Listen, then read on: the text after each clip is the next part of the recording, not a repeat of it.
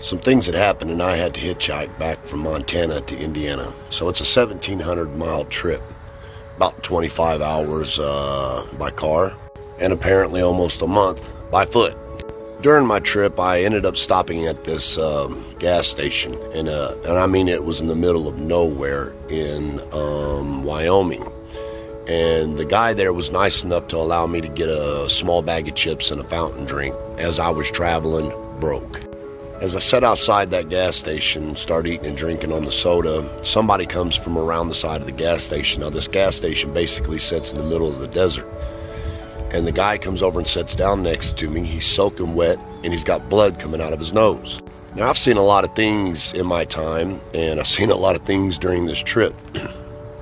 But this here was really odd. So I jump up real quick. I was startled. The man looks at me and he says, "No, please sit down. I need someone to talk to." And as I always do, I sat down and he started talking. Now, as the man gets to talking, I noticed that the clothes he's wearing is not of this time period. In fact, the story he's telling me about where he came from, and I don't even know where I'm at, definitely wasn't of this time period. He also started telling me about a plague that his family had succumbed to, which also was not of this time period. Now I thought to myself, well, maybe, just maybe, I'm going crazy. Been walking too long in the sun, ain't had enough to eat, ain't had enough to drink. I'm losing my mind right now. So I quickly stand up, walk back into the gas station, ask if I could use the restroom. He gives me a key. I step outside, the guy's gone. I go into the bathroom, I wash my face real quick, thinking, man, I'm really losing my mind.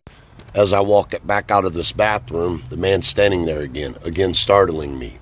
And I said, "Hey man, can you stay here for just a moment? I'm gonna take this key back because I've got some questions for you." He said, "Yes, please hurry." The first question I asked him is if he knew what year it was. And he said, "Yeah, it's 1896. So immediately I knew that I was speaking to someone who wasn't of this world. So my next question was, how can I help you? He literally grabs me by the arm and puts this watch in my hand and said, "Deliver this to my sister. Her name is Adeline. She lives in Indiana."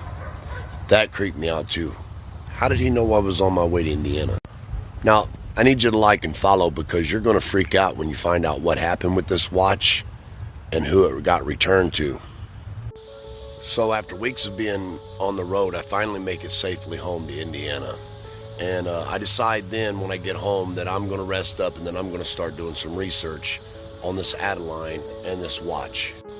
Well, it was early 2000s, so it was really hard to find anything on the internet at that time. And even trying to get on AOL dial-up was just so god-awful, it wasn't even worth it at that point. Days had turned into weeks, weeks turned into months, and one day I decided to go over and visit my grandmother, my great-grandmother. And when I walk in, she sees the chain from the watch hanging out of my pocket. And she said, "Oh, let me see that." So I pull the watch out of the pocket, I hand it to her, and the first thing she does is goes, "Oh, this is a nice watch. Ooh, look at that, and it's old. I've seen watch like this before." She starts messing with the watch, and she opens the back of it up, and a picture falls out of it. And as soon as that picture lands in her hand, she looks right at me and she said, "Son, have you been in my pictures? Why would you take a picture of my great-great-aunt Adeline?" I said, "I wasn't in your pictures, but that is that woman's name. And how did you know her?" She said it was my great-great-aunt. And I said, "Did she have any brothers?" And she said, "Yeah, she had a brother named Silas who lived in Wyoming." I then asked my grandmother, I said, "Well, do you remember your great-great-aunt and uncle?" And she said, "No, not really, but you know, the family had talked about him over the years and everything." And I said, "Well, whatever happened to Adeline?" She said Adeline died in 1919 of a heart attack. I said, "Well, whereabouts was Adeline living when she died?" She said, "Just up the road there and around the corner." And she gave me the address, and I remembered my great-grandmother and grandfather telling me when they first moved up here that they lived on the other side of that house. And then it all started making sense to me. So my grandmother's kind of freaked out about this whole situation. She keeps the picture, and she is in total belief of what's going on. But she goes ahead and tells me to keep the watch. I walk out to my car, I sit down and I take the watch and I set it down inside the console. And I even take some other things to cover it up so nobody's seen it when I stopped at a store or something, they wouldn't steal it. So I stopped to go get fuel. I go in, pay for my gas and everything. I come back out, do what I got to do. When I get back home, I go to get the watch out of the console. It's gone. So I start backtracking. I just thought maybe I was just thinking I put it in the console. Maybe I was just thinking I did, and I didn't. So I backtracked, went all the way back to my great-grandmother's. When I get back there, even my grandmother is helping me try to find this watch everywhere. Nowhere to be found. I decided to go to the restroom, and my grandmother's bedroom was right off the restroom, and the watch was laying right on her bed next to a Bible. So we find the Bible, and we find the watch, but the watch doesn't have the picture in it. My grandmother picks up the Bible and finds the picture inside the Bible, and it's bookmarked in the Psalms. In fact, it was Psalms 45. I'll let you guys read that and find out for yourself what it means. However, my grandmother gives me the watch back and says, hey, I want you to keep this forever because it's going to protect you. There's nothing wrong with this watch, and I need you to keep it and keep it forever. So she hands me the watch back. Again, I put the watch in my pocket. This time I kept it in my pocket so that I didn't lose it, or, you know, something like what happened before happens again. So some days had went by, and I went to go find that watch because I wanted to put it in a safe place. I can't find it nowhere. I look and I look and I look and I look and I look, nothing.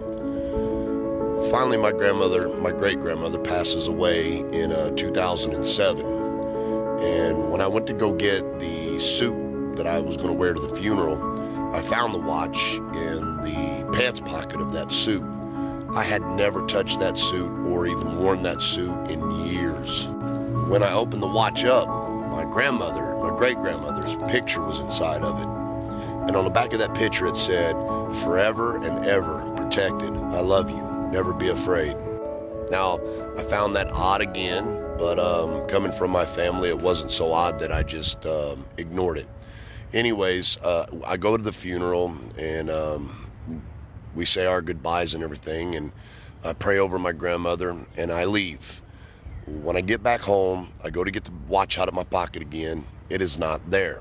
So I continue to frantically look for this watch. This is more than one time this watch come up missing, and I figured this time, from all the other times, that something was really weird going on, and I just needed to look in the places that wasn't so obvious. Like I started looking in places that I just thought, there's no way it would be there.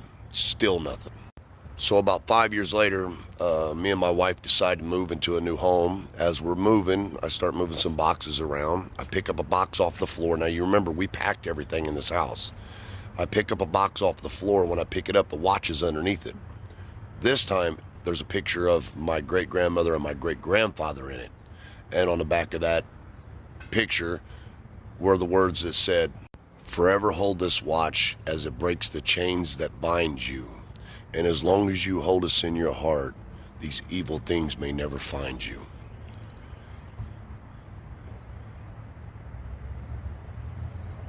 Like and follow.